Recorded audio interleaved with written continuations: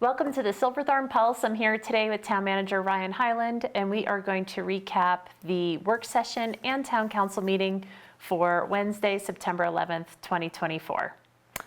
Welcome. Thanks. So let's jump into work session first.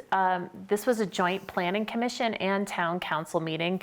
Every so often, the Planning Commission joins the work session and discusses some topics that they want to review with Town Council. Yeah, it's a great opportunity. Town Council really appreciates the work that our planning commissioners put in. That is one of the main items in every council packet, and so council gets to review those minutes, and then that really gives them a jump start and perspective on the projects that they're reviewing. So, like you said, we get together occasionally, the two groups, and just an opportunity to talk about some technical things that are in the code, maybe that the Planning Commission is looking at. There was some conversation about garage sizes and minimum sizes required for a garage, and in this day and age it doesn't fit a Ford F-150, and so just some conversations there. Discussion about how building heights are calculated and maybe some opportunity to tweak that. And then slightly bigger picture conversations just about the role of the Planning Commission in each municipality. It can look a little bit different in what things go to planning versus what things go to council. There was some conversation about things like the example was a dumpster enclosure that needed to be built up at the Summit Place Shopping Center, and planning was happy to look at that, but is that something that council really needs to spend time on? So, and there was some agreement that no, probably not. So I think more follow-ups there for council and the Planning Commission, some conversation about the concept of inclusionary zoning, and so that would require that if new development came in, a percentage of that would be required to be workforce deed restricted. So that's not something we currently have in the code. A lot of other municipalities do. So an interest both on council and planning to explore that. So just a good opportunity for some conversation about planning topics. Great. And also, the Creative and Artistic Director of Theater Silco was present to give a 2025 season overview. Yeah. Our partners at the Silco Theater are great partners, and it is something that the town funds each year. And so there was some conversation, obviously, post-COVID, theaters are really trying to regain their foothold and sell seats in numbers that are somewhat closer to what we had prior to the pandemic. So looking at the 2025 season, they did present an opportunity for 5 shows and what that might look like, and requests for some additional subsidy from the town. So more conversation there with the council at the next meeting, but we're excited to, I think they'll be announcing their season in October. So had a visit from Chris with our partners at Silco. Great. And the last item under discussion items was the 2025-2026 General Fund and Capital Fund budget. Yeah, this is the council's first stab at really kind of staff's first draft at the 2025-26 budget.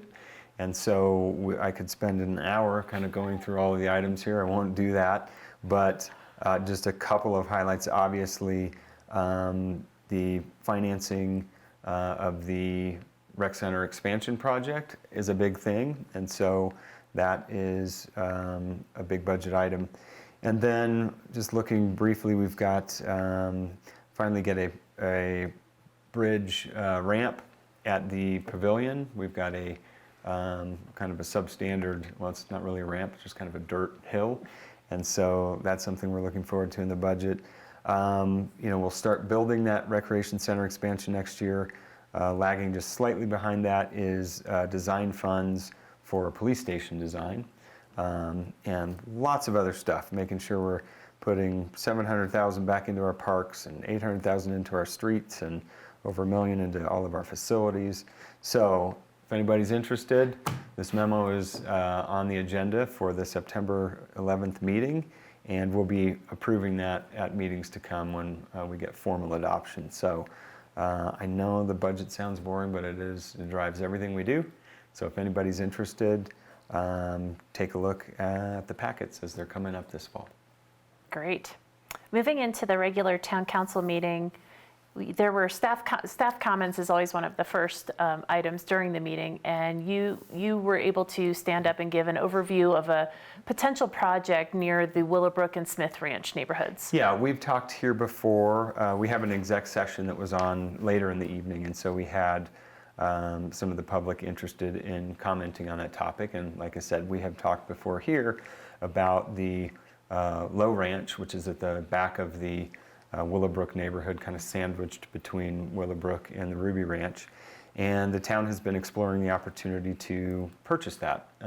And we have also been talking to County Open Space to see if there might be an interest there and a potential partnership. So at the outset of the meeting, I just wanted to clarify for all of the public that were there and anybody that would have been viewing the meeting later, it's our Parks Open Space Trails Master Plan details, one of which is a Silverthorne Loop Trail, which does show the opportunity would require that property, and then also the opportunity to go from Trent Park up to the Willow Creek trailhead also would be made possible through the purchase of that property.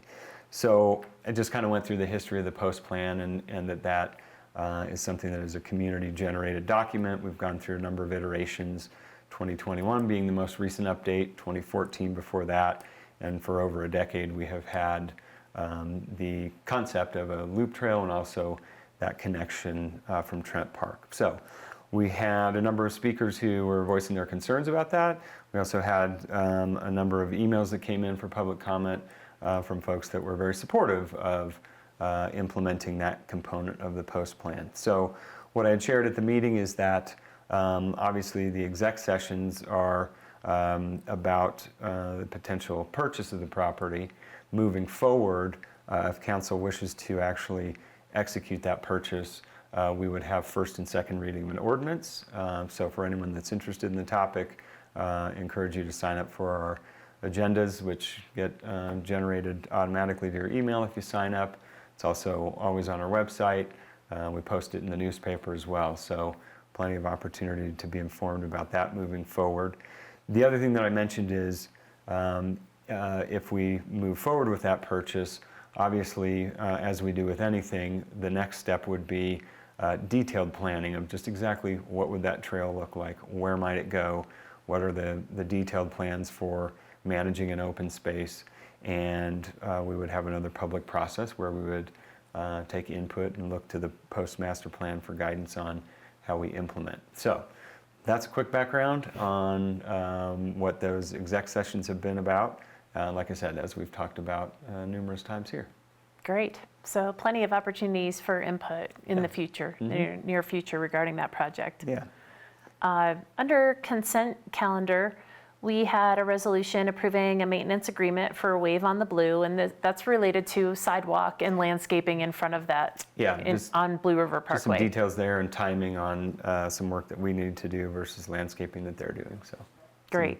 Basic And housekeeping. we also had another resolution committing a contribution to the purchase of the Shoshone water rights. So that's a $100,000 contribution from the town of Silverthorne.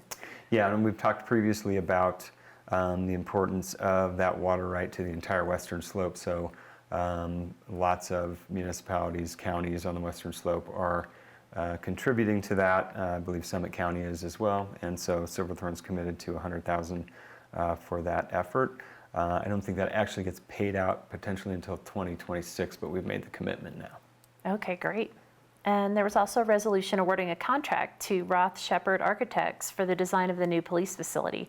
So that's really exciting. It is, and I mentioned when we were talking about budget, we've got design dollars in 2025 for that, and actually we're starting that design process this year, obviously with the first step being hiring of an architect, and Roth Shepherd is getting that contract through a competitive RFP and competitive interview process where we had a whole bunch of folks who are interested, and we're excited to award that contract and start talking about design. Excellent. Under public hearings, there was ordinance, which was a supplemental appropriations ordinance amending the 2024 budget reading, second reading. Right, so we've talked about the upcoming budget, 25-26. The appropriations process is where we come before council and just make adjustments that have happened during the year, whether in some cases a project wasn't able to get done this year, so we'll push it to next year. Maybe we had additional revenues in a line item that we weren't expecting, and so just keeping that 24 budget up to date. Great. And we also had a resolution approving a minor subdivision and SIA amendment for Apres Shores. This is related to a revision in the utility plan on that property. Yeah, and I think kind of two different phases, if you will, of that project, and so just some coordination on how that was sorted out. And so we call that one generally housekeeping as well. It was approved by the Planning Commission unanimously the week prior. Excellent. And we already spoke about the executive session that occurred at the end of the meeting, and so that actually wraps up our September 11th meeting night. It does. We're back on the 25th. Yes. Thank you so much. We'll see you next time.